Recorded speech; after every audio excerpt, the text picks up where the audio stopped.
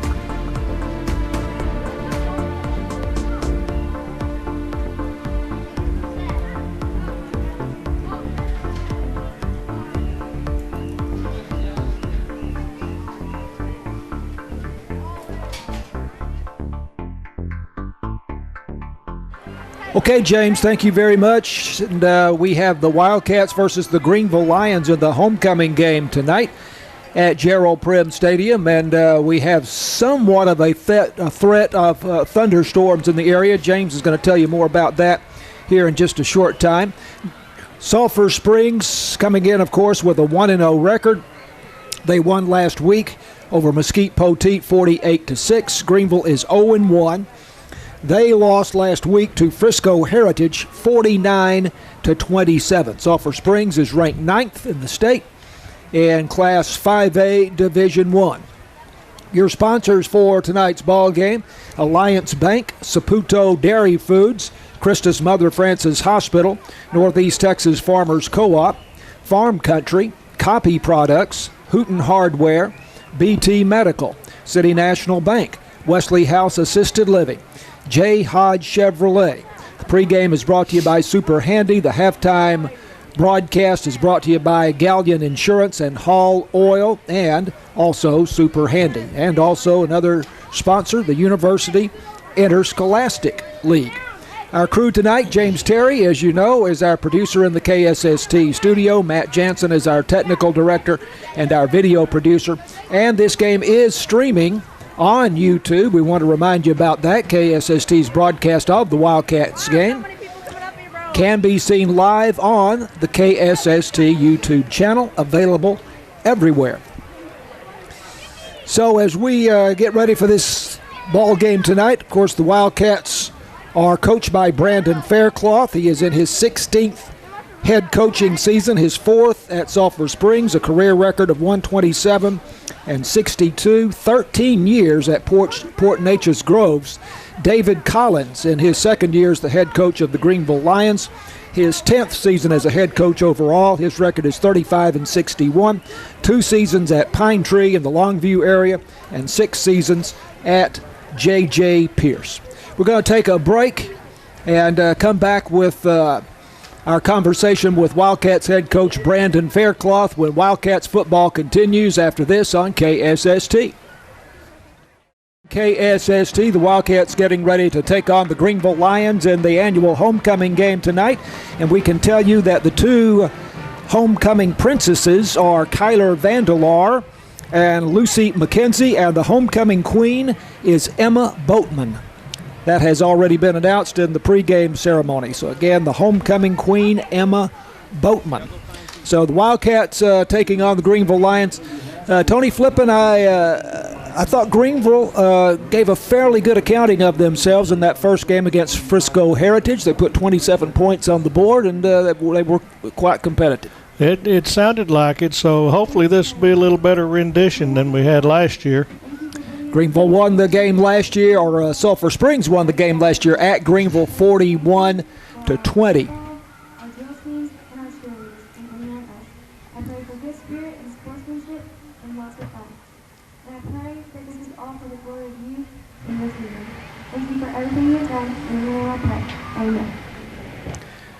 We'll have the national anthem here shortly from the Sulphur Springs High School Band, and we will pause for that.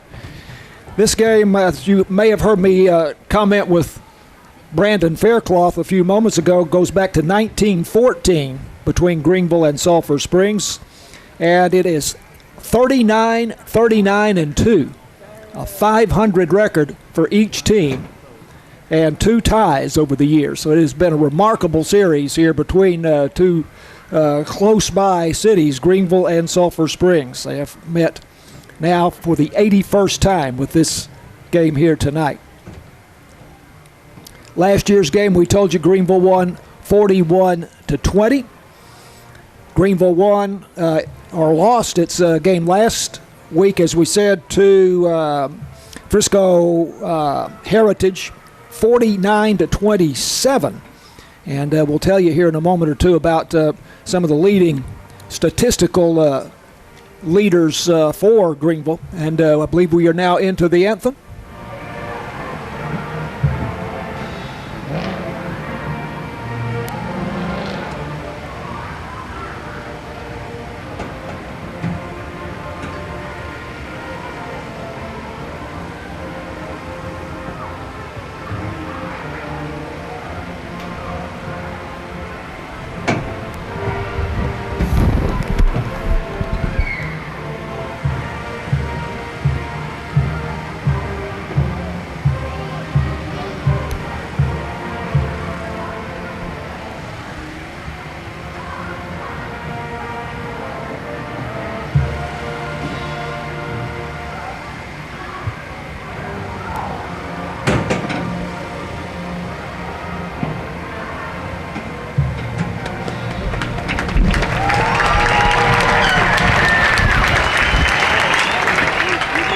The national anthem played by the Sulphur Springs High School Band before this game between the Greenville Lions and the Sulphur Springs Wildcats this evening.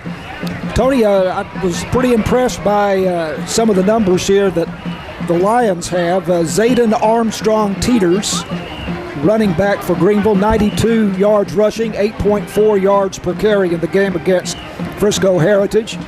And Jamorian Hamilton, 82 yards rushing on 5 carries, 16.4 yards per carry and a touchdown. He broke something. He broke something? He had to. Oh, he broke a long run. Right. Yeah. I see what you mean. Right. Phoenix Rodriguez is their starting quarterback. He was 11 for 28, so that's not all that impressive. 154 yards, but had a touchdown pass and an interception against Frisco Heritage. Wildcats, of course, led by their junior quarterback, Deuce Hall. And Hall last week, 10 for 10. You might have heard us comment on that with Brandon Faircloth, and I think you picked up on that late in the game against Mesquite Poteet last week. He did not have an incompletion. 146 yards, 2 touchdown passes, both to Jamori and Jeffrey. And I was impressed how Deuce Hall threw the ball down the field. He's just, and I've watched him in warm-ups tonight. He never missed a throw. Looks like Wildcats won the toss and elected to receive was the signal. I didn't see any kind of a deferral. The Wildcats are going to receive from the north end zone. Let's have a weather report here from James Terry, who's been watching the weather for us. A little bit of threat of thunderstorms this evening. James?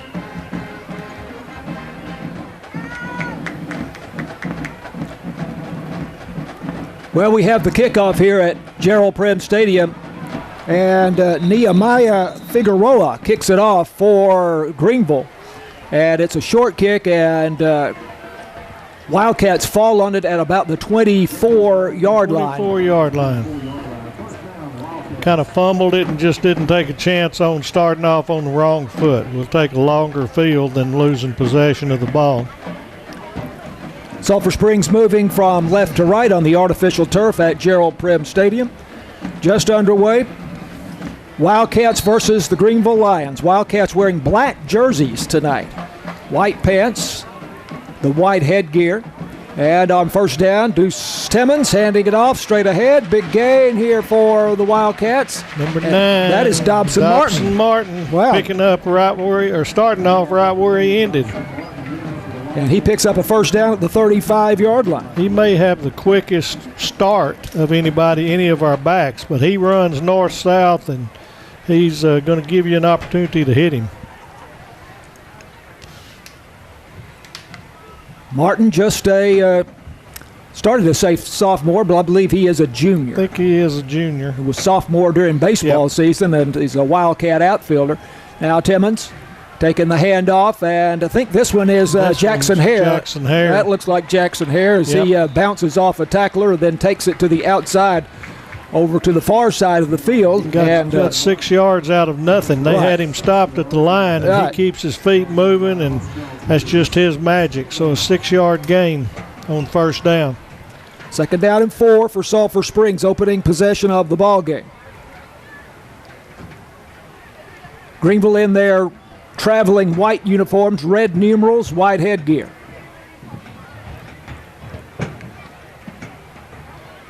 Timmons takes the snap, hands off, Jackson Hare.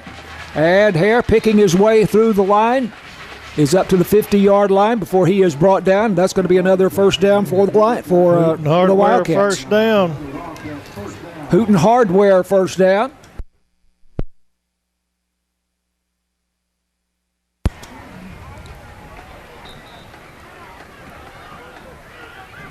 Went on a quick snap there and got 5 yards. Line of scrimmage was the 49 rather than the 50, 49 in Sulphur Springs territory. And as we had a bit of a audio problem there for a moment, and we have that corrected, but 5-yard gain for the Wildcats into Greenville territory to the 46-yard line. Who was the carry? I didn't see it. I was looking at the machine here in front of us. So second down and 5.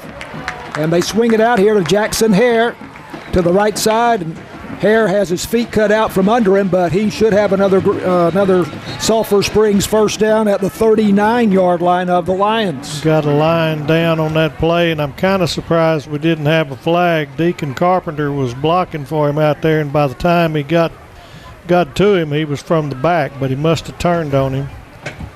But we got an official's timeout. But as it is, another first down at the 39-yard line going in. First pass of the game, so now he's 11 for 11 for 2025. And did Greenville take a timeout here, or is this an official's timeout for the injury? Timeout. Right. Looks like Devin Storud. Kind of got him dropped to a knee there at midfield. Maybe the breath or something like that. Hope it's nothing serious. The leading ball carrier for Greenville is also their leading tackler. Zayden Armstrong Teeters had 9 tackles, including 1 tackle for loss against Frisco Heritage last week. So there's a name that you'll be hearing on the Greenville defense. But right now, Sulphur Springs on the march from their own 24-yard line now to the Greenville 39-yard line.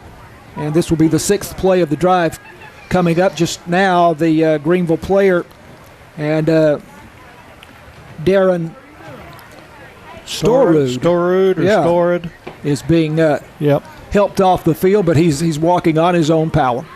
I'm so glad we got uniforms that we can see the numbers clearly. Well, you do have high contrast both ways, especially for Sulphur Springs with the white numerals on those black jerseys.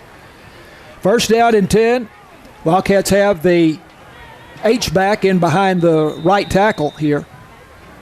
A back to the left of Deuce Timmons, 2 wideouts to the far side of the field, and now Greenville does take a timeout here. No score, 9:41 left to go first quarter. This is Wildcats football on KSST. Wildcats football on KSST, homecoming game from Gerald Prim Stadium here tonight. Greenville has taken its first timeout. No score in the game with 9:41 left to go in the first quarter. We've already had the J. Hodge Chevrolet kickoff. We've had at least a couple of Hooten Hardware first downs. I think we've had about 3 of them. I think we're working on number 4 right here, and they're just methodically going down. This started at the 24-yard line. Deuce Timmons, the junior quarterback, in the shotgun. Hands it off to Jackson Hare, straight ahead. Hare gets away from the first tackler, and he's still on his feet. They have still not brought him down.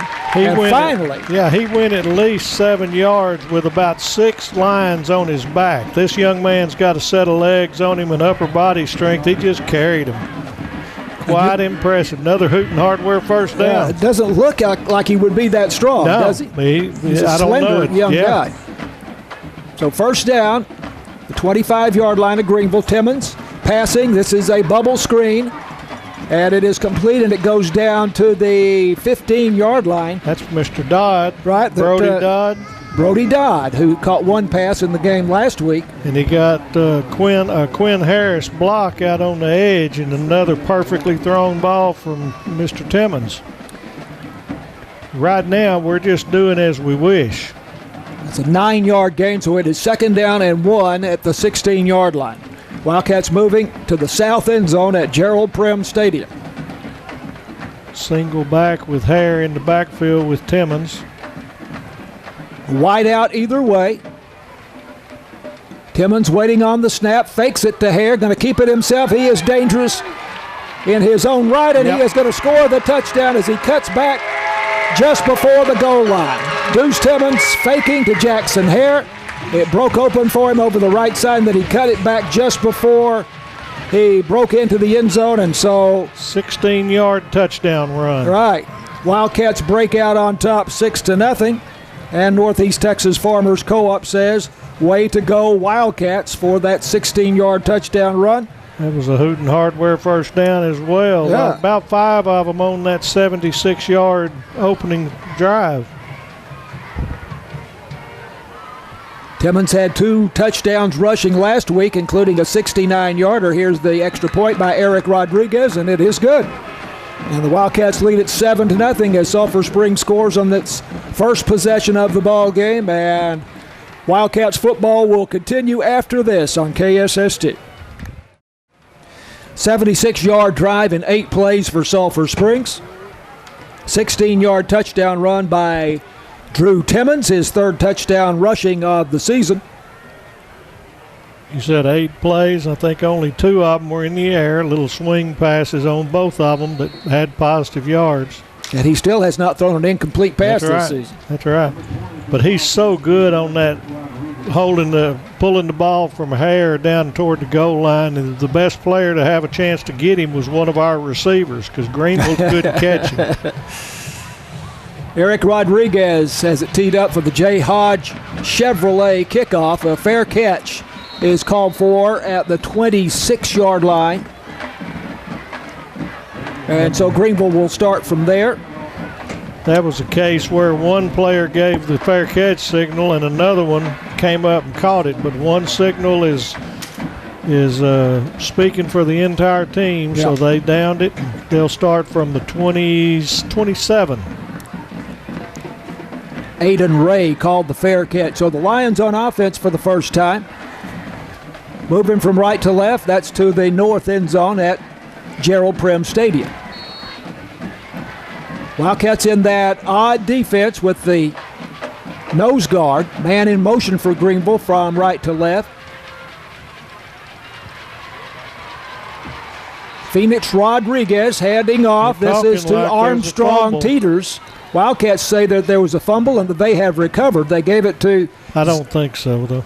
Zayden Armstrong Teeters, who had 92 yards rushing and a touchdown in the game against Frisco Heritage. He has a gain of a couple of yards up to the 29-yard line.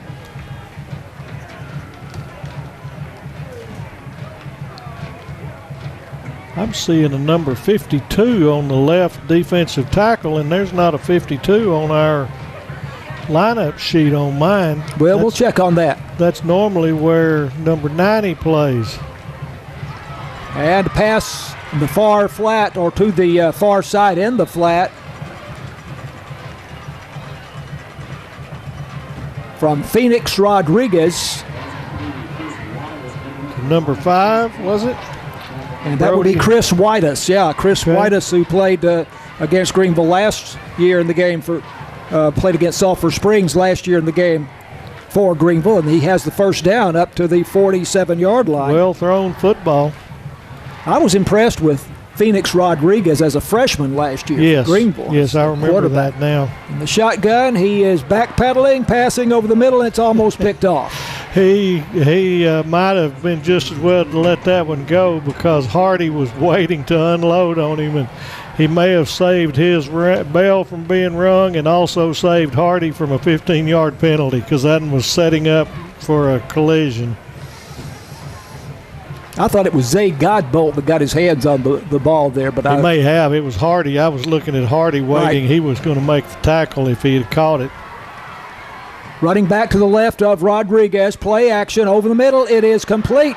And in the open field at the 20, inside the 20.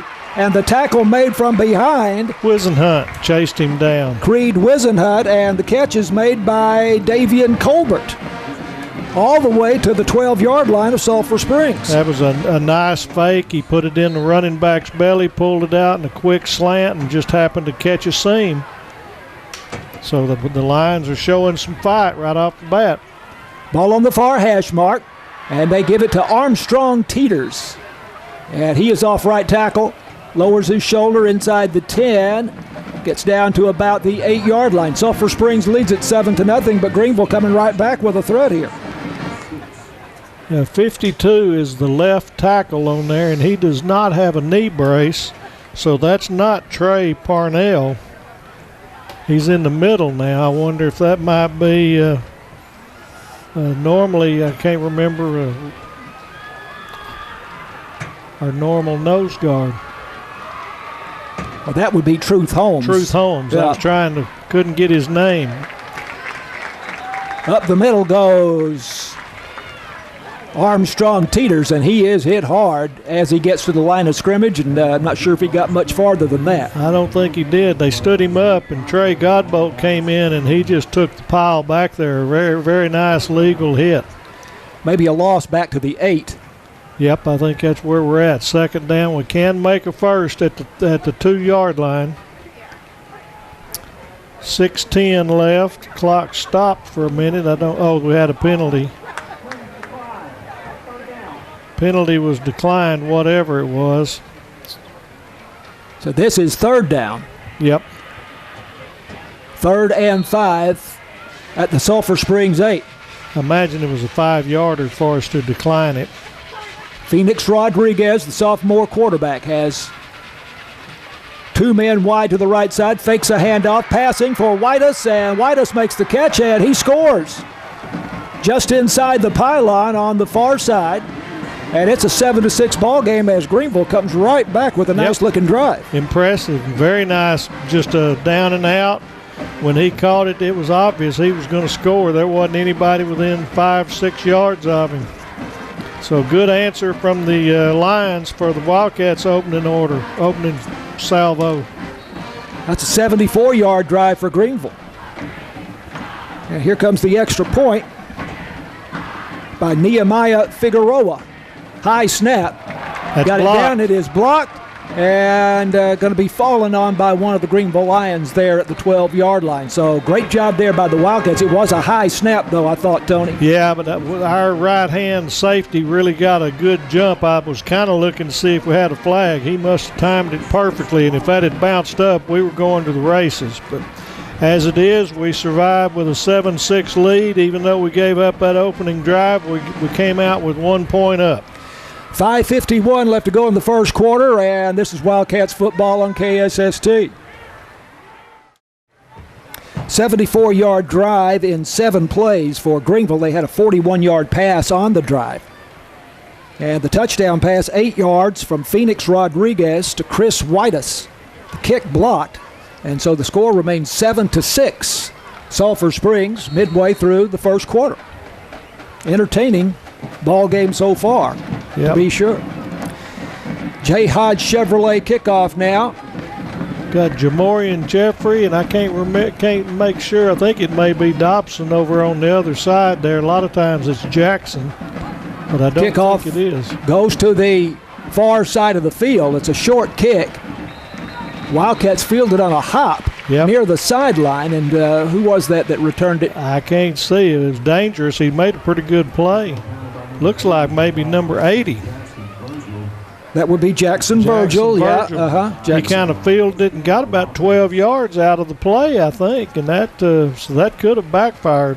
They backed it up some. He must have stepped out. So 45-yard line heading out. So let's see if we're ready to answer Greenville. Wildcats at their own 45, first down and 10. They lead 7-6. Each team has scored with an impressive drive on its first possession. Ball on the far hash mark as Greenville, the Wildcats move left to right. Here is Dobson Martin taking the handoff off left tackle, and Martin lowers his shoulder and bangs across the 50 into Greenville territory for a gain of about 8 yards.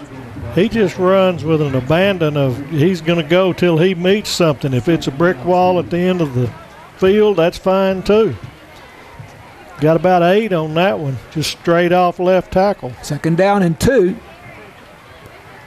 Snap to Timmons, fakes the handoff. He's got Jackson Hare in the flat on the near side, and Hare across the line of scrimmage and downfield all the way to the 32-yard line of Greenville or thereabouts. About 14 yards on just, again, another swing pass. This one was just a little bit high, but Hare got it, took off, and had some good downfield blocking. 15 yards on the gain to Jackson Hare. These passes are quick, but this massive offensive line has not let anybody get close to Timmons either. Of course, you have the big left tackle for the Wildcats, Vincent Johnson, 6'5", 315, TCU bound after this season. Timmons handing off, right side, short side of the field in this case, and that's a big gain down to about the 25-yard line. Jackson Hare for 8. Jackson Hare again for the Wildcats. That Swiss Army knife of a player who can do it all. Y'all are going to hear me every night this week or every game this week talk. We have got 6 weapons from side to side from Timmons, and we got 3 up top, 2 down at the bottom, and every one of them can score on every play. We're loaded. Empty backfield this time with 3 wideouts to the far side and 1 to the near side, and we hear the whistles before the snap. Good, because that was an incomplete pass. So that was false starts. We're going to back up 5. That's going to make it 2nd and 7. I think that's the first false start penalty against Sulphur Springs so far this season. Absolutely. I'm not sure we had any offensive penalties at last game. I don't remember it. I don't remember. We didn't have any pre-snap, like you said, or offense. We had a face mask or 2 on defense. So we're going to have 2nd and 7 now. Pushes the line of scrimmage back to the 30-yard line. Line to gain now is the 24-yard line. So 3rd down or 2nd down and 6. And a little bubble screen on the near side to Jackson Hare. And Hare putting on a move down the sideline to about the 18-yard line. That will move the chains. Houghton Hardware first down, and Jamorian Jeffrey sprung him. These quick passes are all done on timing where you've got the back catching the ball and you've got the other receiver setting up the cornerback, and all you're trying to do is get a little space. Deuce Timmons clapping for the ball from Jeff Stevenson here. Then he backs off, apparently changed the play. Went up and said a word to the offensive line. And here's a high snap, and Timmons, lucky to pull it back down, eludes the tackler in the backfield. He is still on his feet and stumbles down to the 10-yard line of Greenville. What a talent. They had him about 4 different times, and he ends up, I think he's going to get 7 yards out of a busted play. Fumble snap, he was facing the north goal line and got 7 yards out of it. So 2nd down and 3 at the 10-yard line. Lions lead at 10-6. 3:03 left to go first quarter. This is the second drive for Sulphur Springs. They went 74 yards on the first drive. Timmons has Hare to his left, hands off to Hare, and Hare is wrapped up and going to be dropped probably for a loss. They might have given him the line of scrimmage there. Line of scrimmage is the best he got. May have lost a half a yard, about a yard. 3rd and 4. Marco Valentine made the tackle, at least made the first contact for Greenville. If history serves itself, this play here is going to be a Deuce Timmons drop back and draw, because this is his territory, and you're trying to get him to get that first down, and he scores more times than not. It's a loss back to the 11-yard line, so a loss of a yard. Loss of 1. 3rd and 4. Snap to Timmons in the shotgun. Timmons keeping it himself, looking for a block, spins away, and Timmons across the line of scrimmage down inside the 5.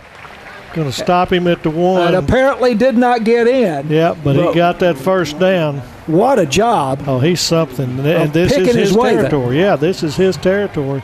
So Houghton Hardware first down. We're going to just go straight south on them this time. 1st and goal at the 1. And it was Timmons keeping it, wasn't it? I first thought that he had handed to Hare. I was fixing to say that. And now touchdown. Yeah, he got in the blue, and actually nobody touched him, and he was like he walked in, and then he backed up, and the guys came in. They weren't going to give it to him at first. That's as easy of a 1-yard touchdown run as I've ever seen. You did see that as Timmons? Yeah, it was Timmons. It was just a straight. He followed Jackson, but nobody was there, and he just kind of went about 50%, got in the blue, and then kind of backed out before anybody hit him. I thought he had given it to Hare there for a moment. No, he kept it.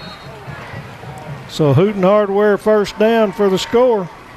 And Northeast Texas Farmers Co-op says, way to go, Wildcats, for that touchdown that puts them up on Greenville 13-6, and now 14-6 with the extra point by Eric Rodriguez. 1:35 to go first quarter. Another long drive for the Wildcats. And we will continue right after this with Wildcats football on KSST.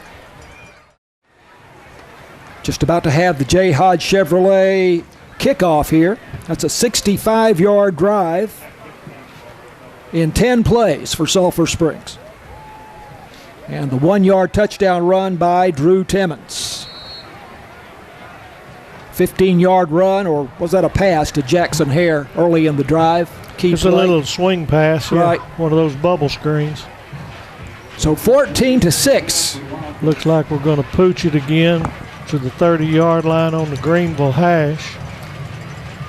Wildcats with an 8-point lead. Here's the kick to the far side, and there is no fair catch this time. No, it was, and he bobbled it. Oh, he did fair catch? He hit off his shoulder pads, but evidently they got on it because there was a scrum there. But no, he signaled early. That's Damian Bankston, one of their wide receivers, on the return there. Okay. And as Tony said, he's lucky to keep the football for the Lions. Yep, it hit off his right shoulder pad. He kind of got up a little bit too far up. But they covered it, going to start at the 26-yard line with 1:31 left in the first. It's been an active first quarter. 14-6 Sulphur Springs, but Greenville with a really good-looking drive on their first possession. I'm thinking Truth Holmes is number 52. Well, we'll have to check when we get a chance. He would normally be wearing 44. Yep. Keep it on the ground, going to the right side on first down, and very little there against the Wildcats. Defense up to the 27-yard line, so just a gain of 1. So you said there is no 52 on the roster. No 52 on what they brought us today. 2nd down and 9. Man in motion from right to left. Snap to Phoenix Rodriguez. Handoff off right tackle, and again, Sulphur Springs defense standing strong here. Looking good. Should be about 3rd and 8, maybe 3rd and 9. Good stand right here. Let's see if we can get them 3 and out. They will have to snap it one more time before this quarter ends. It's 23 seconds left. That was Jamorian Hamilton on the carry that time for Greenville.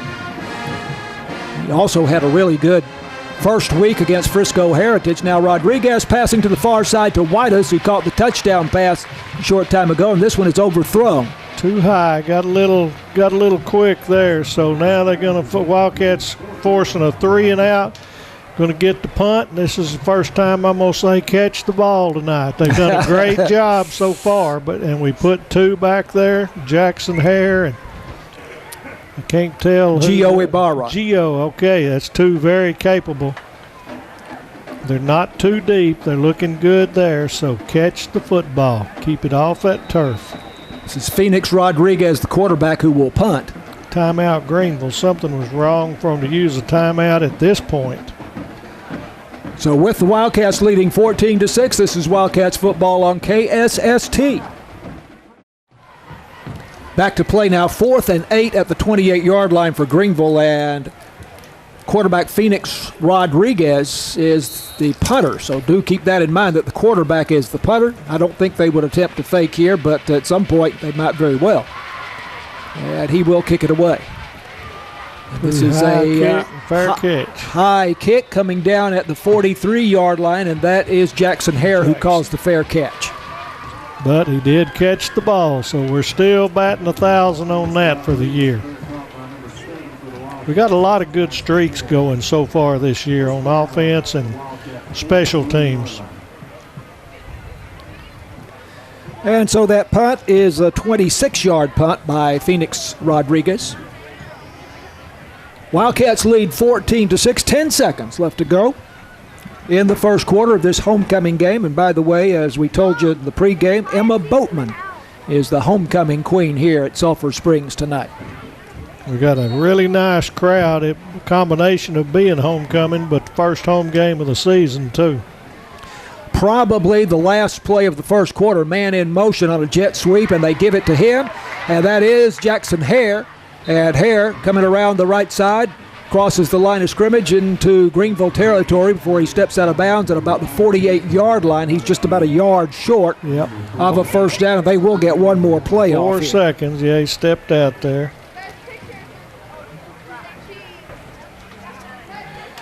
They can put Hare in so many different positions. They can put him in the backfield in a halfback position, but they can also put him in the slot. You got Virgil, Dodd, and Hare on to the left. I mean, that's massive. 2nd and 1. This is Dobson Martin, I believe. Yes. Martin banging ahead, lowers his shoulder all the way down to the Greenville 40-yard line for a gain of about 9 yards, and that'll be a first down, and that will be the end of the first quarter.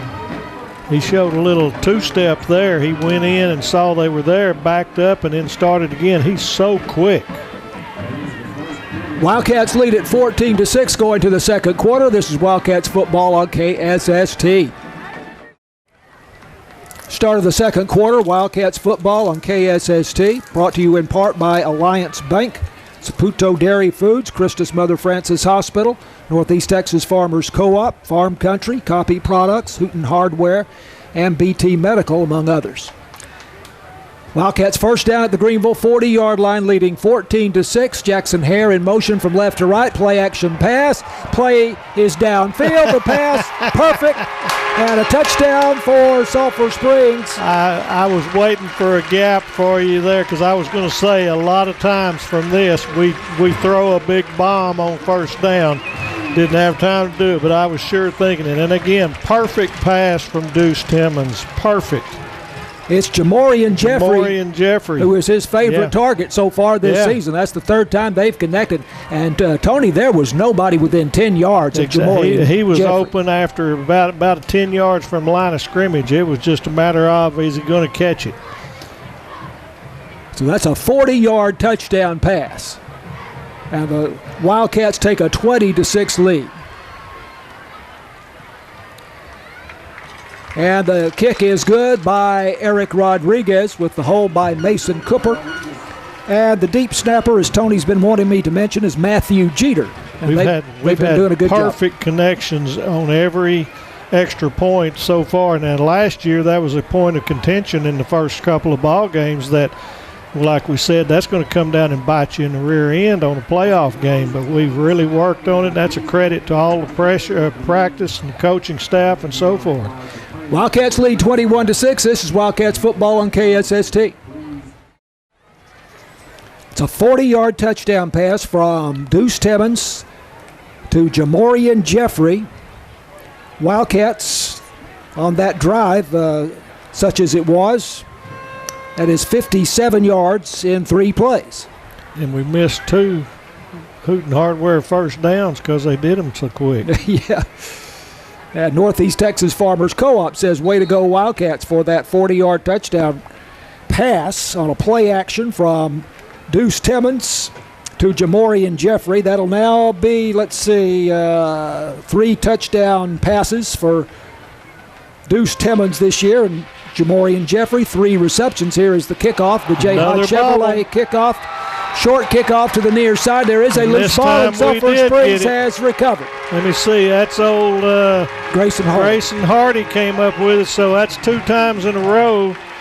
So number 22 for Greenville has bobbled it. That's Montana McEwen, and I got a feeling he might not get a chance for a third one there because you can't afford that. So here we go at the 27-yard line now with a chance to really open this game up. Grayson Hardy recovers the fumble. Hardy, a mainstay of the Sulphur Springs defense, last season had 179 tackles for the Wildcats. All state. And 6 tackles in the game last week against Mesquite Poteet. Also a touchdown. He recovered a loose ball in the end zone for a touchdown last week. 21-6, the Wildcats lead. 11:43 to go to halftime. 3 wideouts far side, 1 to the near side. It's a double pass. And they have a lateral pass to Jackson Hare, and Hare looking downfield there. They actually had it covered, but that was a definite backwards pass was going to be. Got an injured Greenville player. I've been waiting for him to do that. Yep. Because he has the ability to throw. But just look, when they lined up there, we had Virgil, you got Hare, you got Timmons, you got Jamorian, you got Dobson. Who do you double? I mean, we, honest to goodness, are so loaded offensively, defenses are going to have to play us head up. And so if they play us head up, we're going to beat you. That was a 1-yard gain, or just I'll call it no gain for all intents and purposes, maybe a half a yard. Here's the fake to Hare, and Timmons keeps it himself and almost causes a man to break his ankle there on the fake, and he is across the goal line for the touchdown. Goodness. 27-yarder. I keep telling you, every time he touches the football, he can score, and people might think that's just trying to be a homer. He's proven us to be pretty correct. 27-yard touchdown run, and what a move he put on someone there at about the 15-yard line. He left 3 or 4 garments on the field. Hooten Hardware first down. And Northeast Texas Farmers Co-op says, way to go Wildcats for that touchdown run. Beautiful broken field run there by Deuce Timmons. Faking the handoff to Jackson Hare. And Hare, of course, drew a lot of attention from the Greenville defense. Here's the kick by Eric Rodriguez out of the hold by Mason Cooper, and the snap by Matthew Jeter, and it is good. And Rodriguez perfect so far with his extra points, although they had a low snap in the game last week. 28-6, the Wildcats lead. 10:36 left to go first half. This is Wildcats football on KSST. The J. Hodge Chevrolet kickoff coming up here in just a moment. 28-6, the Wildcats lead. The touchdown Tony set up, remember, when Grayson Hardy recovered a bobbled snap on the kickoff from the previous touchdown. And the Wildcats had it at the 28-yard line, I guess that was. And then on second down, the beautiful 27-yard touchdown run by Deuce Timmons. Montana McEwen better get ready and catch this one.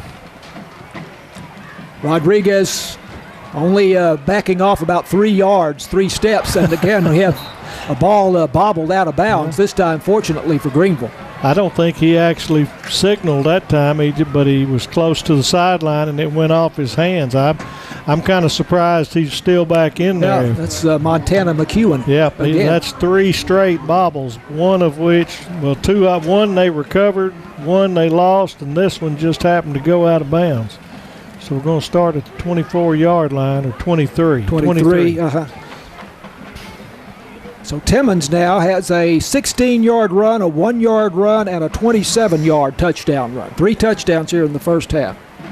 And we're hurting our own stats because we spread it out so much. I mean, honest to goodness. Also the 40-yard touchdown pass not long ago to Jamorian Jeffrey.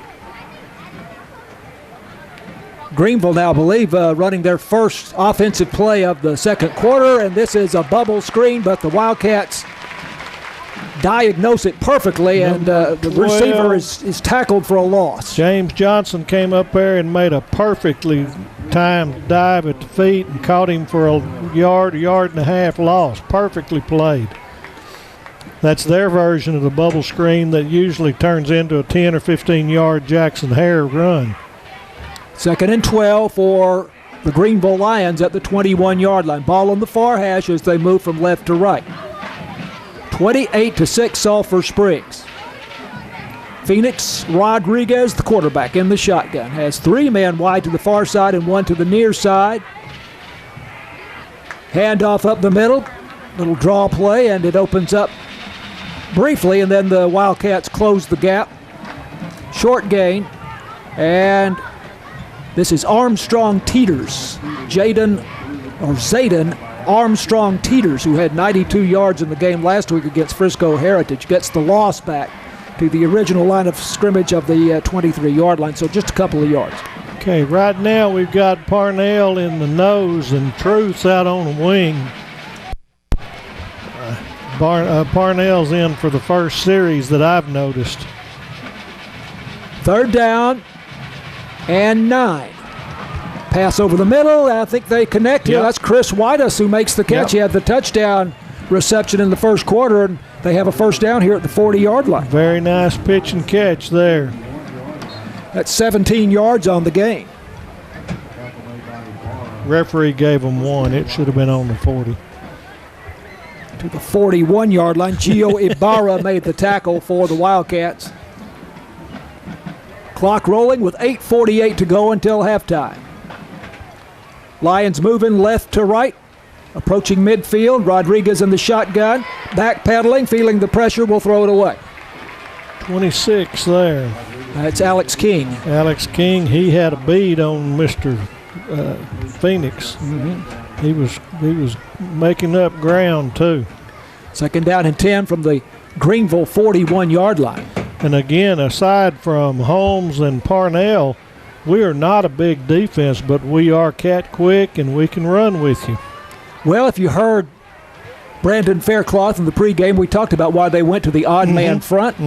And it is to get more of their quick players on the field. And a lack of having a lot of people that can play defensive line. Parnell's got him this time, and he's going to lose that battle. Hand off to Armstrong Teeters up the middle, and he was going nowhere. Trey Parnell, who you'll remember had a severe knee injury last year, and I witnessed part of his rehab after my knee surgery, and the young man worked hard, and he's done it all year. I do remember that. Yep. It was a major deal, and I watched him in the rehab because I had about 6 weeks of it myself, and he was there when I was. 3rd and 11 for the Lions. Rodriguez in the shotgun. Stepping up, gonna run it, and we'll go down at about the 44-yard line. That may have been the better part of Valley there. He took a slide. He knew he wasn't going to get the first down, but now they come in. I thought they might be going to go for it, but like you said, Phoenix is the punter, so he had backed up. I thought they were going to try to quick snap it and catch us. They only give him the 42-yard line, so that's where he started his slide, and now it's 4th and 9. And once again, Phoenix Rodriguez, the quarterback, drops back in punt formation here. Gio and Jackson in the back. Gio's away from us on the east side of the field. Clock is rolling, just over 7 minutes to go until halftime. Here's a long count here. Well, they took a timeout to keep from having 5 yards, and again, that's not very good use of your timeout. They're now out of timeouts for the half, and 2 of these. What's the difference in 5 yards right there? Other than saying you didn't get a penalty. Great point. I'd rather have the timeout in case I've got a drive at the end of the half. 28-6, Wildcats lead. This is Wildcats football on KSST. More sponsors: City National Bank, Wesley House Assisted Living, J. Hodge Chevrolet, Pre-game Super Handy, Halftime Galleon Insurance, Hall Oil, and Super Handy. Thanks to our KSST Wildcat sponsors. And here is the punt now, coming out of the timeout. And here we have a bobbled punt here by one of the Wildcats, that but they pick it up and avoid a disaster there. Yeah, so Gio Ibarra, rare bobble of the punt. Going to start on the 26-yard line. Yeah, it came back to him relatively quick, but when you're running east-west, those scout teams can really get after you. So Wildcats are 4 for 4 on offensive possessions. Let's see if they can put a 5 spot on it before halftime here. Plenty of time. 31-yard punt by Phoenix Rodriguez for Greenville. Wildcats start at the 26, and as Tony points out, they have scored on every possession.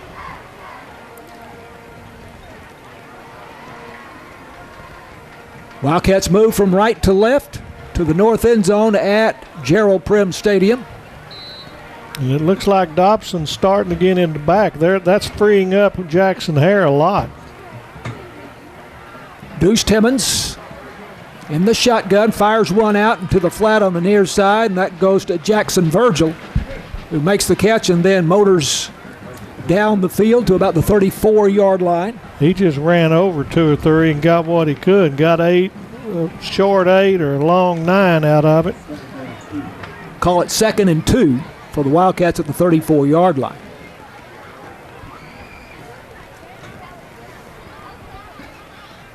Dodd and Jeffries up at the top. Jeff Stevenson out over the football at center for Sulphur Springs. Timmons waiting on the snap. Play action pass, back pedals, throwing deep for Jackson Virgil, and knocked away at the last moment there by the Greenville defender, and making a nice play for the Lions there, Bravion Colbert. That's the first incompletion of the year, and I think if he'd have thrown it about 2 seconds quicker, Virgil would have had time to run under it because it couldn't quite get to him. Virgil looks dangerous. He does. 6'5", at least 6'4". They don't give us any stats, but he's close to 6'5" and a sophomore. So here's 3rd and 2 from the 34 in Wildcat territory, and they give it off here to Jackson Hare. Hare going off right tackle, cuts it back, crosses the 35. He will have the Wildcat first down at about the 39-yard line. Let's see where they put it down. It will be the 40. Hooten Hardware first down for Jackson. That's got to give the coaching staff a real good feel at 3rd and 2, knowing you got people like Dobson Martin and Jackson Hare, not to mention Timmons, that can all get 2 yards just about when they need it. We're going to get spoiled this year on offense. First down, Wildcats at the Sulphur Springs 40. Timmons waiting on the snap in the shotgun, gives it to Dobson. Martin going left, cuts back right. Martin breaks a tackle and gets up to the 45-yard line for a gain of 5 yards. Coming up on 5 minutes left, still plenty of time to just methodically go right down the field. Dobson Martin is a junior. Did not see him on the varsity last year at all. No. Yeah, you've got Timmons, you've got Martin, you got Virgil, you got Deacon Carpenter. We got a lot to look forward to once this year's done, but we got a lot of this year left. We're going to have some fun. Under 5 minutes to play in the first half. Wildcats lead 28-6. Man in motion from right to left. Handoff. And on the carry here for the Wildcats is Jackson Hare, and Hare looking for a block. Finally bounces outside. Turns it upfield. Crosses into Greenville territory, I think. They give him the 49 of Greenville. Get the first down. And they do move the chain, so that's a Hooten Hardware first down for the Wildcats. And Jackson was a little bit irate at the Greenville player. He got him legally at the line, out of bounds, but he took him down. But the official got in between. We sure don't want any sportsmanship fouls or anything, but we also don't want any ankle injuries when you're not supposed to be tackling them. So We got out of that one. Borderline late hit there, perhaps. Yep. One of those unwritten rules. First down at the Greenville 49. Play action pass, and he fires it out to Jackson Hare on a bubble screen. And Hare, using his blockers expertly, crosses the 45-yard line of Greenville and is out of bounds at the 31-yard line. And you don't normally use the term pancake block with a wide receiver, but Jamorian Jeffrey had the cornerback on the ground as Jackson went around him and then went and got some more of the next guy. 18 yards on the gain. The bubble screen to Jackson Hare. 28-6, the Wildcats on top. Sulphur Springs scored on its first drive. Greenville came right back and made it 7-6. But it's been all Sulphur Springs since then. First down from the 31-yard line, and Timmons passing in the flat to Dodd. This goes to Brody Dodd. He's kind of come out of the shadows this last week. Also, like you said earlier, late in the game he got some, but this is about 3 times he's touched it, I believe, this game. Gain is to the 24-yard line. So that's a 7-yard gain, and it'll be second down and 7 for the Wildcats. Sulphur Springs has all 3 timeouts should they need them. Yeah. Now we got a 6-man front with Harris in as a somewhat of a tight end. Timmons in the shotgun, moving to his left, looking downfield, going to keep it, and steps out of bounds near the line of scrimmage. Yep. He went out at the 24. That should be no gain, basically. 3rd and 3. That play, though, we had 6 linemen. You had Harris in as a tight end, so it was going to be a drop-back pass. Jackson was on the left side, and they had a runner get out to the right side of Timmons, and Jackson picked him up and just took care of him. I mean, everybody's doing their job. We'll set that offensive line for Sulphur Springs here in a few moments if we can. They don't get enough credit, as offensive lines never do. Here's Deuce Timmons on 3rd and 3, using his blockers and working behind that big offensive line. He gets the first down at the Greenville 18-yard line. Just follow your blocker there. Hooten Hardware first down, and it's another one of those that the coaching staff's got to have a lot of confidence knowing you can call several plays from 3rd and 2. And the defense has no clue which one's going to get it this time. Yeah. First down, Wildcats moving to the north end zone. Greenville 28-yard line. Timmons has a back to his left, 2 wideouts right, 1 to the left, passing over the middle, caught, touchdown, Wildcats. Harris right down the gut. That's Quinn Harris. Quinn Harris. His first catch of the season, as far as I know. Is it? It may be. But perfectly thrown ball by Timmons. And I mean, it was just a matter of he had the time. That offensive line kept everybody off. He had the time to set up and let him break free, and then it was nothing. This is so much fun at the moment. 18-yard touchdown pass. Quinn Harris is normally the Wildcats H-back. I'm not sure. I don't think they had an H-back as such that time, so he was probably in the slot. Well, he may, but he could have been in that tight end position. I don't know. Here's the kick by Eric Rodriguez, and it is perfect. 35-6, Wildcats. 2:50 to go. Mercy. 2:50 until halftime, and Northeast Texas Farmers Co-op says, way to go, Wildcats, for that touchdown pass from Deuce Timmons to Quinn Harris, and this is Wildcats football on KSST. Just about to have the J. Hodge Chevrolet kickoff. James Terry informs us that the Rangers are winning against the Astros. Did he say 4-1? 4-1, I believe, or something like that. Huge series with the Rangers, I believe, 4 or 4.5 out from the Astros. 3-game series now. I believe we had 7 or 8 left in the year. So don't give up on our Rangers just yet.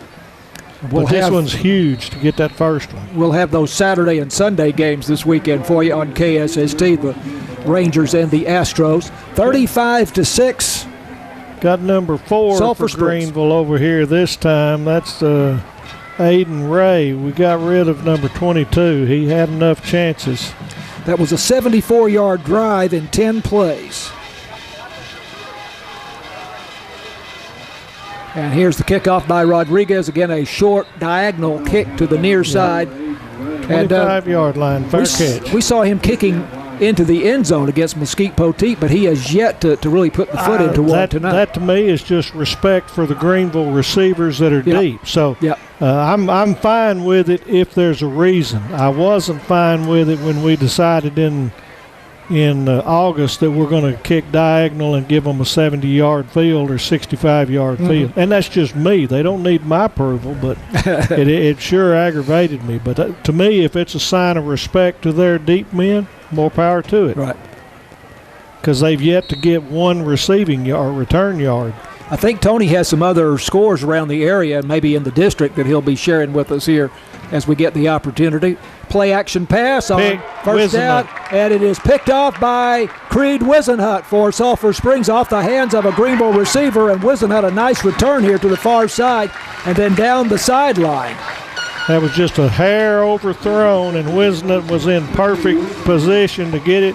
He picked it off at about the 32-yard line and took it back to the 20, so a 12-yard return, and we're going to get to go and hang 42 on them by halftime because we still got 2:35 and all three of our timeouts.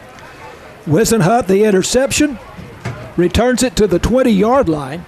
He made the interception, I would say, about the 35. 32, 35, went right in there. I gave him 12, 13 yards on the return. A great return. Creed Wisenhut, by the way, the regional 100-meter sprint champion. He was moving pretty quick, and I actually thought we were fixing to get I thought he was going house on that one because I thought he was going to get a block right on the sideline, but they got to him with the pursuit. And he was on some of the Wildcat relay teams that also went to state. We'll talk about that if we get a chance at halftime. He can definitely lay it down. 35-6, Sulphur Springs with a chance to extend the lead. Handoff up the middle, Jackson Hare. Hare pops into the secondary. Fumble. Loose ball, and that may be recovered by Greenville at the goal line. It was at the 1-yard line. It's going to be Greenville, so tough luck by Jackson. And I think he's down. I hope he's just kind of frustrated, but they're calling for him. So, recovered by Nolan Duncan for Greenville. That's the first turnover of the year, if I'm not mistaken. I was just about to say, yep. So we got an official's timeout as they tend to Jackson. And we'll take a break with Sulphur Springs leading 35-6, 2:24 left to go first half. This Wildcats football on KSST. Good news, Jackson Hare walking off the field on his own power here. Might have had his bell rung there. Tony looks a little disoriented. He may just be a whole lot mad knowing the competitor that he is, and that could be bad news for Greenville next time.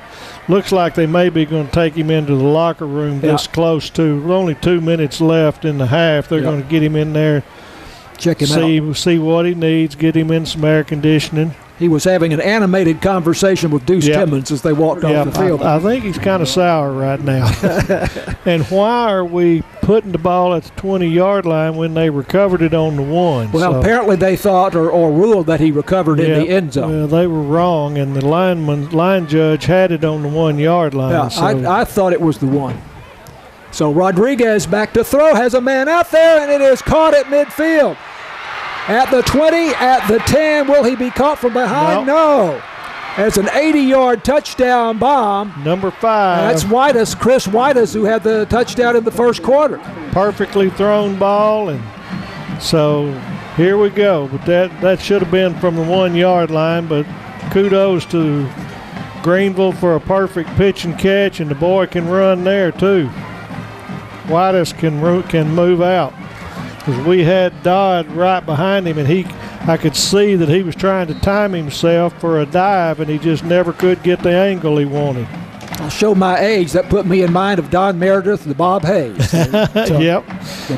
Classic bomb. And a bad snap. Low snap, and they fall on it back at the 15-yard line or thereabouts. So they've scored 2 touchdowns and blown the extra point on both of them. Yep. And we got a player down, number 1, who is obviously in some pain.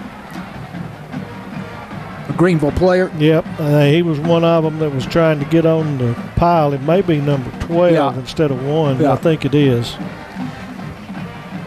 Well, we will take a break here with the Wildcats leading 35-18 in the J. Hodge Chevrolet kickoff coming up. This is Wildcats football on KSST. So Greenville takes advantage of the fumble recovery that was ruled to be in the end zone and therefore a touchback, putting the ball at the 20-yard line, and on first down, a beautiful play-action pass with Phoenix Rodriguez, their sophomore quarterback, throwing a strike down the field to Chris Whitus, who had at least a step on the nearest Sulphur Springs defender, and Whitus showed a terrific amount of speed as he took it all the way to the end zone. And he threw that ball about 45 to 50 yards in the air from where he was. Yeah, they have a pretty good talent there in Phoenix Rodriguez. Here's a couple of scores while we're waiting for the injured players. Paris is playing Texarkana Pleasant Grove, and it's Pleasant Grove 14-7 at halftime. Cooper's behind Collinsville in the start of the third quarter, 7-0. Community, a district opponent, is behind 28-0 to Quinlan Ford. Cumbie is losing to Union Grove 7-6, so a close game there. Winsboro is dominating Redwater 58-7, and it's not yet halftime. Pittsburgh is up 21-8 over DeKalb. Como is up 23-0 over Big Sandy with a minute left in the half, so good news for the Hopkins County. Salina is delayed, so they're in some of that lightning. Mount Vernon's up 20-15 in almost half, and we'll get some more at halftime. Good for Como Picton. Good for Como Picton. They deserve some positivity. Let's hope they hold on in the second half there. Kickoff, the J. Hodge Chevrolet kickoff coming here from Nehemiah Figueroa. And he kicks it short, and it is taken on a fair catch for the Wildcats at the 23-yard line. And that's Jamorian Jeffrey for Sulphur Springs. I don't know why we're fair catching it, because they're kicking it out of the coverage, but whatever. We've fair caught both. They've corrected the score now. It is 35-12. They had 18 on there, and I didn't remember that. I thought maybe I'd had a nap and wasn't aware of it. It does give you a start, doesn't it? I do that some, too, so it's very, very possible. Well, it's been an impressive showing here for the Wildcats offense in the first half. By the way, that offensive line for Sulphur Springs, Big Vincent Johnson, 6'5", 315 is the left tackle. Aiden McCarroll, the left guard. Jeff Stevenson now the center. Josh Lopez is the right guard, and Davian Berry is the right tackle for Sulphur Springs. Give those guys a lot of credit. I look for Sulphur Springs to try to score with 2 minutes left. We're going to throw the ball. There's the first one. This is Deuce Timmons going to Jamorian Jeffrey, who had the touchdown catch a while back, and it's up to the 35-yard line, close to a first down. They're going to give it to him. They are moving the chains. I thought it was real close. They decided they didn't want to measure.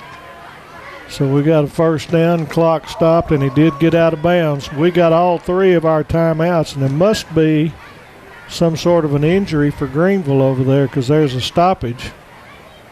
Because the Water Girls are coming out feeding the refs. Yeah, Greenville is out of timeouts. Yep. Very poor use of their timeouts, so it must be an injury.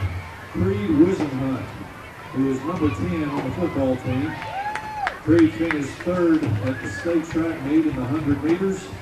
He was also district champion, area champion. Making an announcement here about Creed Wisenhunt and his exploits during the track season. I'm not sure why we're making that announcement right now, but he's waving to the fans. Yeah, they've got him pulled out, but they said he was third at state in the hurdles, and he had an incredible track season, but the whole track program did as well. We'll pull that story out at halftime and give that to you. But they had the Wildcats had terrific success during the track season. Yep.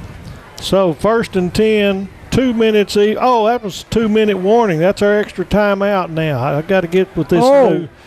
Just a straight up 2 minutes. So everybody gets in essence 4 timeouts for the half. I had forgotten about that. Yep. Yeah, the 2-minute warning now in high school football. Snap to Deuce Timmons on first down. Feeling the pressure, but eludes that first tackle. And a flag goes down as he steps out of bounds at about the 35-yard line. That's going back 15. Deacon came in and got a block in the back with the referee looking right at him, and he had already – Timmons had committed to go out of bounds, so that's one of those that you need to learn from this, and the coaches are pulling him out and talking to him right now, so they're going to tell him, make sure that it's warranted. So we'll go back 15. It's going to be 1st and 25. Now that was 20. That was not the signal for block in the back. He did this. A lot of times you can't see that they've got their hand up, or some of them, they don't give us the. At any rate, you're right. In the mirror, it's going to be no. They went 15 yards. It's 15-yard penalty. Well, if they did that, then it was clipping or personal foul, one or the other. It was a personal foul rather than a block in the back. Could have been. It could have been chopping with his fist closed. So either way, now 1st and 25, and you know what? I bet we get a first down. A minute 53 to go. Wildcats still, have 3 timeouts. Yep. This is first. Did we say 1st and 25? 1st and 25. A little screen, and we've already got the first down. This is Dobson Martin. Dobson Martin, who's a dangerous man in the open field. Gets ahead of steam. Let's try 36 yards on our 1st and 25. That's not a bad thing. You remember the old cartoon where it was the cat in the trash can whose feet shuffled so much it just looked. That's what Dobson Martin's feet look like when he's running. He is cutting it up in a hurry. Well, that was 1st and 25. Yeah. So you call up a 35-yarder. Here's Timmons. Great catch from Making Virgil. the throw to the sideline, the near sideline to Jackson Virgil, who gets his feet in at the Greenville 36. 9 yards on that one, so 2nd and 1. Still a minute and 23 left. So the Wildcats are going to get there. They're going to get some sort of points out of this, be it 3, be it 7. 2nd down and 1. 35-12, Greenville leading. Timmons, again under pressure, and gets away from the rush, tucks it down the sideline and to the 22-yard line. Very late flag here. He has the first down easily, of course. So we got 3 flags. Virgil got up, and we got about 6 Greenville, so we're going to get half the distance for an unsportsmanlike on Greenville unless they get Virgil as well. So they're looking at the flags are on the 22, would put it at the 11 if it's what I'm thinking. But Virgil got up quick, and there was a whole host of Greenville guys in his face yapping. And so to the credit of the officials, there were at least 2 flags came up quick. So here's the call, dead ball, personal or unsportsmanlike on Greenville. So that's going to be half the distance in the first down. So we're going to be on about the 11-yard line. There it is, 1st and goal. Minute 15. It's a 14-yard gain by Deuce Timmons. A couple of plays ago, 34-yarder to Dobson Martin on 1st and 25. The Wildcats knocking on the door again, leading 35-12 with a minute 15 to go. Who gets the ball down here at the 10 as a general rule? Well, Timmons, Mr. Timmons, the guy that you have to think about. All right, he fakes to Dobson Martin, and then he tucks it under his right arm and crosses the 5 down to the 2-yard line. So that's going to be 2nd and 1. And in essence, it's 2nd and goal. So normally here, he just snaps it and just steps in. Goes to the side as the running back. He really uses his blockers. Oh, he holds back, and Jackson here too. And that's not coached. We got some God-given talent on this team. They're no hurry to get across the line. They just wait for those blocks to develop. So we got Keyshawn John in the backfield now. 2nd and 1. They give it to Keyshawn John and banging ahead. Close to the goal line. I think he's no. They're saying it's 1st down that he didn't get in. I think he got there, but it's at least 1st down and goal from the 6-inch line. So good hard nose, and that's Keyshawn's first carry of this game, if not for the season. And you've got a talented back there in Keyshawn John who doesn't get to see as much action as he would for a lot of other teams. Exactly. Timeout, Sulphur Springs first of the half, so we got 18 seconds left.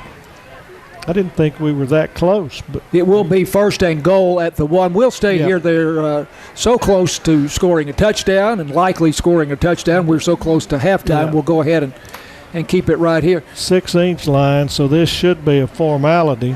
By the way, that's a Hooten Hardware first down for Sulphur Springs there at the 1-yard line.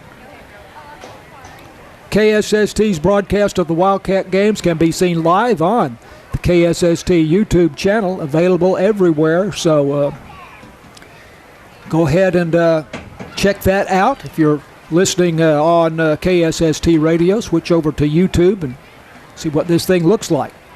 Got Keyshawn in there again, but I bet you Timmons gets this one and just follows him in. We've still got 2 timeouts. No, he gave it to Keyshawn. Gives it to Keyshawn John, and he scores standing up. So that should be 42 points to a half. That's a pretty nice offensive half there. Keyshawn John, the 1-yard run. The only time the Wildcats did not score here in the first half was when they fumbled down at the, we thought it was at the 1-yard line, but it turned out to have been recovered in the end zone, or so the officials said. So now the extra point coming up here, and the snapper is Matthew Jeter. The holder is Mason Cooper. Eric Rodriguez, the senior, very reliable kicker for the Wildcats. 41-12. May get leg fatigue this game. You know, they really need a net there at that end of the stadium, don't they? Because he's very capable of putting it in the street, and he just about did. Yep. It's good. 42-12 with 11 seconds left to go in the first half. This is Wildcats football on KSST. Northeast Texas Farmers Co-op says, way to go Wildcats for that 1-yard touchdown run by senior Keyshawn John. And we're just about to have the J. Hodge Chevrolet kickoff here. That was a 75-yard drive by the Wildcats in 9 plays. 34-yard screen pass to Dodson Martin was a key play on the drive. And in the past, if we got the ball on the 25-yard line with the minute 24 or whatever, we'd have just run out the clock about midfield. But I told you we were going to score. And it's not bragging at the moment. Number 4 is fixing to see if he can fair catch it. Aiden Ray. Short kick to the near side. Had a fair catch call for, but another player. Another guy came over. Stepped in and made the catch. Number 9. That's Demorian Bankston. Yeah, Damon Bankston. And Greenville's got some nice-looking athletes out there, too. They've got some good skill people. Got the young quarterback. They scored 27 points in the season opening game last week against Frisco Liberty. They've got some talent. It's just this is just dominant. This is almost, of course, not in near the ball game, but this is almost the equivalent of our state championship game where I was sitting in the stands telling Dayton, go ahead and score so we can get the ball back, because our scoring was so much fun. Yeah. It was like a tennis match. Well, this is like playing tennis against a brick wall right now because it's so one-sided, but it's fun. So 11 seconds on the clock. You would expect Greenville would just take a knee here. Yep, or run one up the gut. They want to get in the dugout. And that is what they do. There's a handoff that goes to Armstrong Teeters between the tackles and probes his way for gain up to the 30-yard line, and that will be the end of the first half. Very nice opening half for the home opener. We got a big crowd that's awful happy at the moment. Wildcats have a 42-12 lead at halftime here of the homecoming game as they go to the locker room. And by the way, as we told you early on, the homecoming queen tonight is Emma Boatman. The 2 princesses are Kyler Vandelar and Lucy McKenzie. But the homecoming queen this evening at Gerald Prim Stadium, Emma Boatman. 42-12 Sulphur Springs. We're going to come back here. We'll have some conversation about the first half. We'll also have the performance of the Wildcat Band and the Blue Blazes when Wildcats football continues after this on KSST.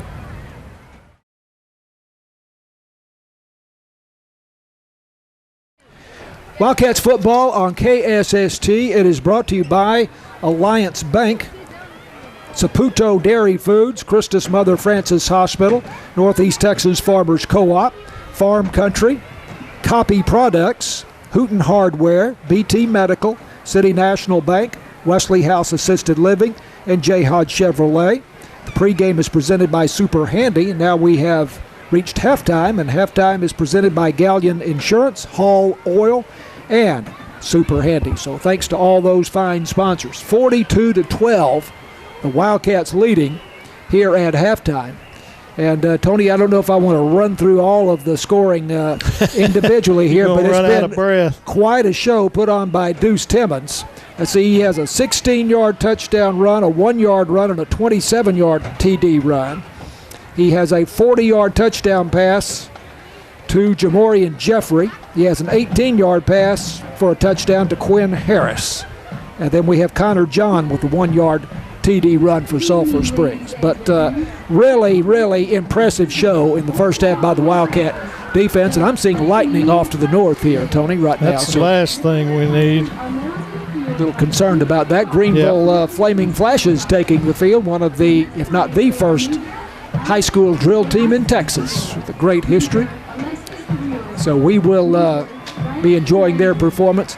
But I just can't say enough about the Sulphur Springs offense, but give the defense credit as well. They have allowed a couple of touchdowns. Greenville scored on their first possession. They really put together a pretty nice drive. That's the only drive they had. The other one was a one-play bomb that just was a great play. But they had a 74-yard drive on 7 plays in their first possession as Phoenix Rodriguez connected an 8-yard pass to Chris Whitus.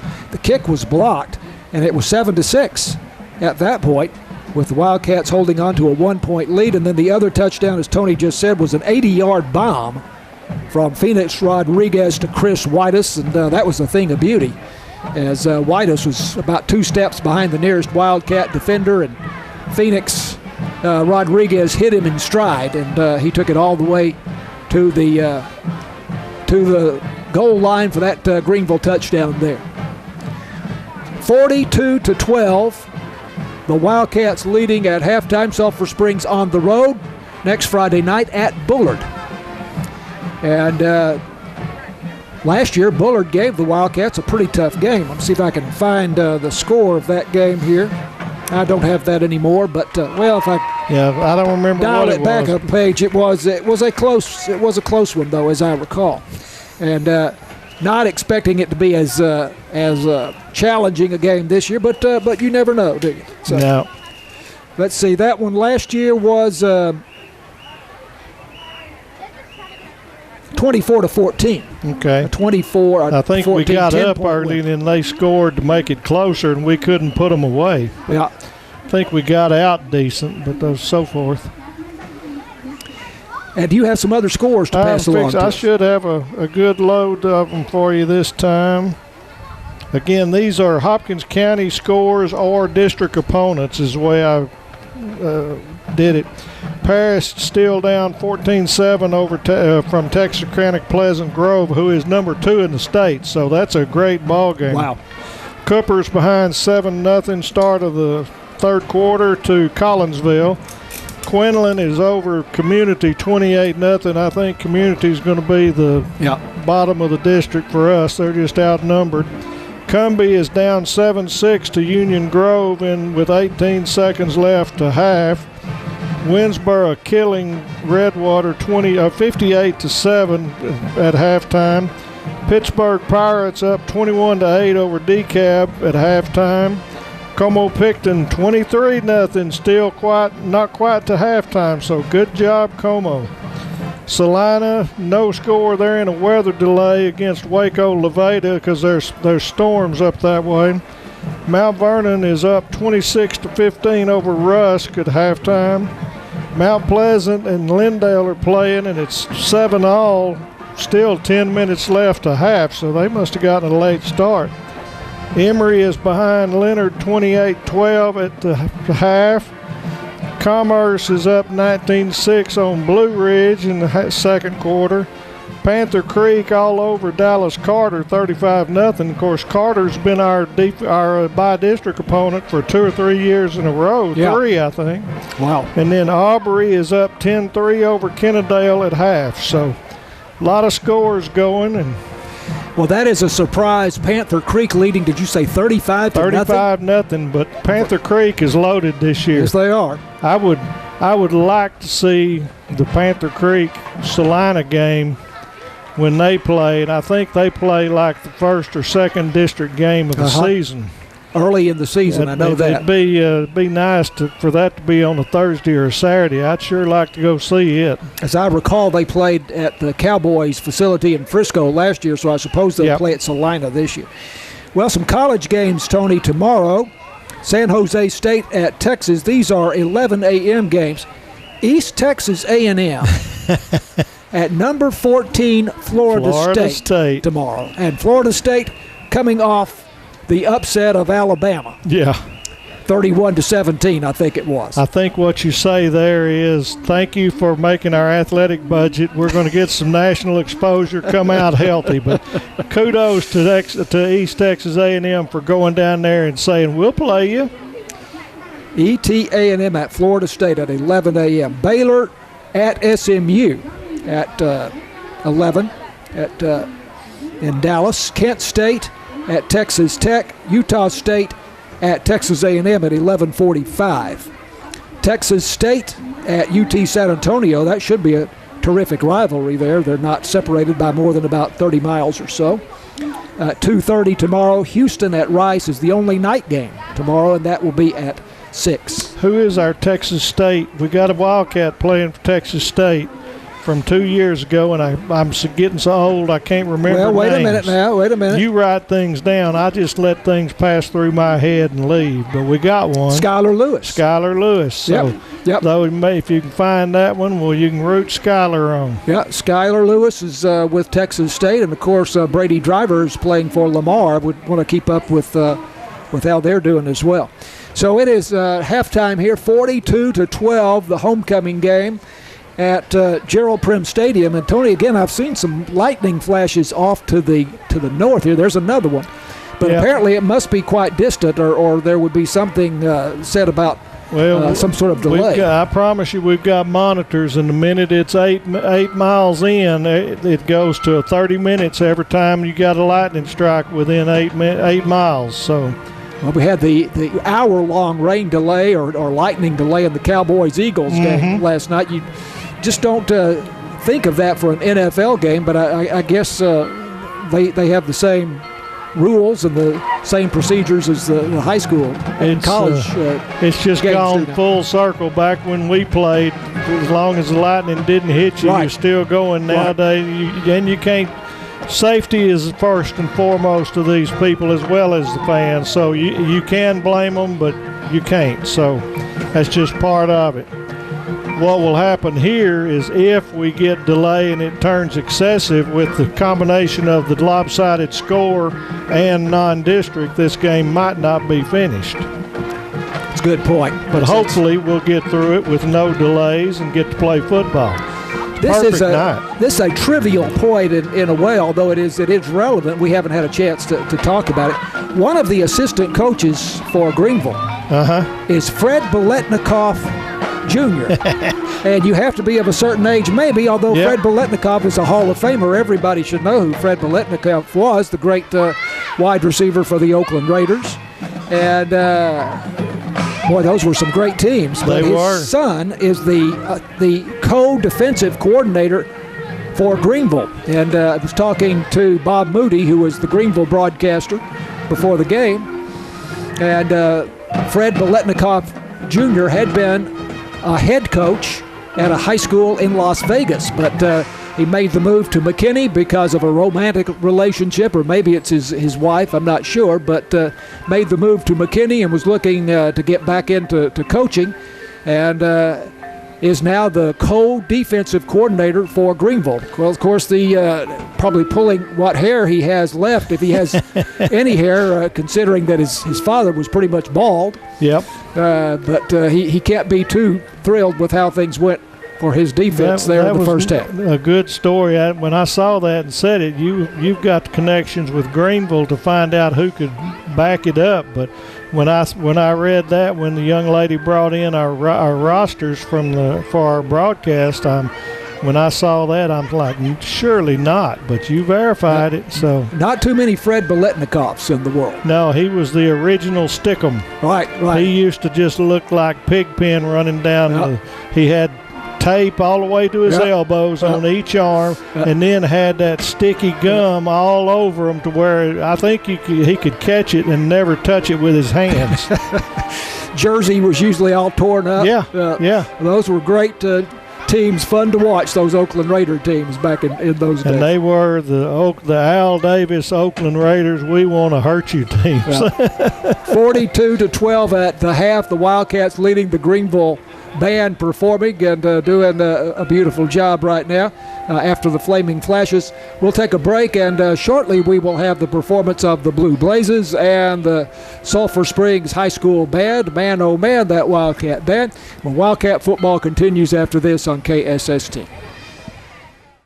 Okay, James, thank you very much. James, I'm sure, is keeping an eye on the weather for us. And so, James, if you need to break in at any time and give a weather report as to the threat of thunderstorms or what have you, then please do that. 42-12, the Wildcats leading at halftime. We said that we would tell you something about the Wildcat track team, who had such a great season during the spring, and a lot of those guys are football players. Creed Wisenhunt, who was recognized during the 2-minute timeout here a short time ago near the end of the first half, and then got a chance to acknowledge the fans. Creed Wisenhunt was the regional champion in the 100-meter dash with a time of 10.6 seconds. He had an interception in the first half for the Wildcats and a nice return. The Wildcat boys 4x100-meter relay team of Keyshawn John, who scored the touchdown here from 1 yard out a short time ago. Deuce Timmons, the Wildcats quarterback, Gio Ibarra, and Creed Wisenhunt finished third in the region with a time of 41.85 and missed making the state meet by less than 0.3 of a second. This was the 4x100-meter relay team. Keyshawn John, Deuce Timmons, Gio Ibarra, and Creed Wisenhunt.